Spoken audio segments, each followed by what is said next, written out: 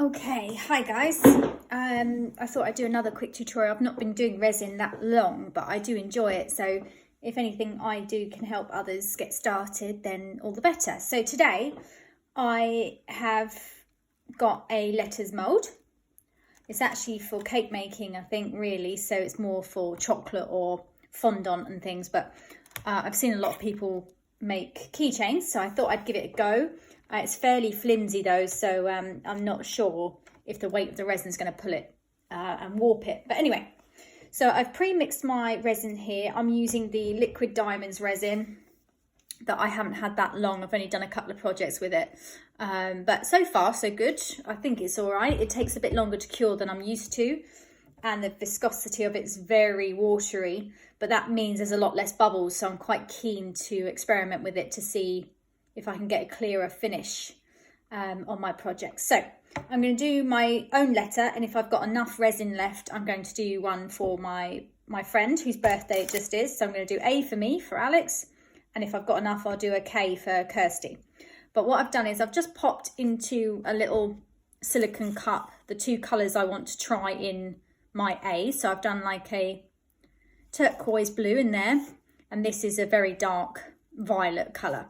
So I've got my pre-mixed resin here. I should be wearing gloves, but actually there's no sticky on the side of this, so I'm hoping that it'll be all right because my gloves are awful. So I'm going to put a little bit in here, and it's very clear, very runny, which does mean any glitter really does drop to the bottom of your mould, so it doesn't really hold anything in place, so you have to do a lot of layers instead.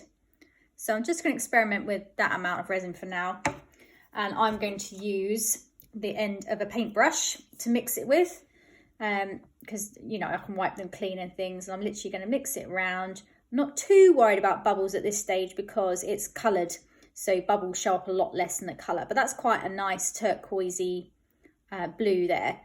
It's not a transparent pigment, but I'm sure it will still let a bit of light through it.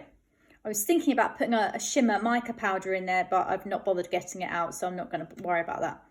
So that's the turquoise quite well mixed. And now I'm going to do the same with the violet. This one doesn't want to mix as well for some reason, but it is just about mixing. This one is a transparent colour. So this one should hopefully look like gumdrops. That's what I like to say, because it looks like a sweet, when it's like a hard-boiled sweet when it's cured, because it's very shiny and slightly translucent like the sugar would be. So that's quite a nice dark violet as advertised on the tin. So I don't usually do multi-coloured pours, so I'm not sure how this is going to turn out. So I'll move that over. That is a bit sticky. Great. Okay, anyway, so I'm going to pour it into my letter A. Bit dubious about this, but we'll give it a go. I want this to go over there. I don't want it to take over too much, but they've obviously mixed more blue than purple. And I've not done enough, so that's fine. That'll do for now as a trial.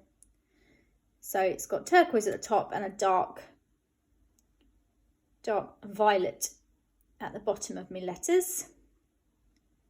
So I'm just going to flick it up. So get every last drop out of there that I can. And I might just swirl the colours so they interlock a little bit as well, because they are completely different. One should be transparent, one should be opaque. So just excuse me while I get all the drops out of this. We don't like to waste anything, do we? Okay, so now I'm going to get a very fine, I was going to use a toothpick, but I haven't got it out because I'm not organised. Let's just use my fine tweezers for now, and I'll have to clean them off because I haven't got anything else to hand. So I'm just going to swirl, nothing fancy, just little swirls up and down, a bit like flames, I suppose. And obviously, because this is upside down, who knows what it's going to look like from the other side. Might look awful. We'll have to see. And the mould's not full, so that's my fault, but hopefully it won't affect it. I could add a bit more resin. Maybe I should, because I probably won't have enough for anything else anyway. So I'm going to add a little bit more of the resin to, let's do the purple, because I haven't got a lot of the purple. A bit more of the blue. That'll do. Okay. One more drop into here just to colour that— that's it, maybe 2 drops. give this a little mix again. This turquoise one separates because it's got the white pigment in it to make it a bit more opaque. So just bear with me while I mix this again. So one for the purple. Purple definitely does take longer to get in there. And these colours I'm using are specific for resin. They are resin pigments. So you don't want to use too much of them because they will affect the cure. So just give it a little mix around. It's not going to be overly attractive, this letter. It's just a trial run really to see if the moulds work okay. So that's for the purple. I'll just do this for the other one. Little mix around. And actually, the resin is doing quite well. It's not got tons of bubbles in. It's actually holding its shape rather well. Not its shape, but you know what I mean. It's not holding any bubbles in at the moment, so that's pretty good. Quite glad, because by now it would have been like a cloud of bubbles in there with other stuff. Okay, so that's pretty well mixed in as well. So again, I'm just going to pour again and just get them in there, just to top up the mould so we don't have a shortfall. Okay, that's a bit better. So that's nearly domed to the top of the mould, but this is not a doming resin, so it won't really hold its own shape, I don't think, because it's so thin. I can't see it being any good for doming.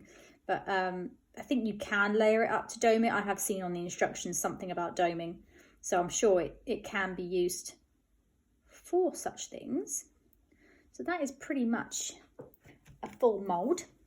So I'm just going to move the camera because I don't know how much you've actually been able to see. So that's pretty much a full mould. Looks very dark in there, doesn't it? But it is a dark colour, the violet. So I'm just going to see, you can see some bubbles coming up. And the violet is quite a nice colour, but it's very dark. So we shall see how it goes. I haven't got enough really to do my friend's letter, I don't think. But that's it. So I'm now going to heat blast it. I haven't actually got a heat gun, so what I do is I use a lighter, a long lighter like this, and I just, without burning it, just hover it over, just move it very quickly. Again, I'm not too worried about bubbles because it's coloured, so the bubbles don't really ruin anything, but it is nice to get rid of any that have built up. And don't use it for too long in one place because you start to get a film where it's actually started to sort of burn the top of the resin. So I'm just going to very quickly hover it over, make sure the flame is touching the top of the resin, but don't dip the lighter in it. So that's it. So that's most of the bubbles gone. There are still one or two in there that I can spy around the edges, but it's pretty smooth on top. So I'm quite pleased with that. So I'll leave it there for today, and I will show you another video of when I get it out the mould. It'll be tomorrow evening because this resin is a slow cure resin, which is a little bit irritating, but as long as there's no bubbles in it, I'll be happy. So thank you for watching, and we'll speak soon.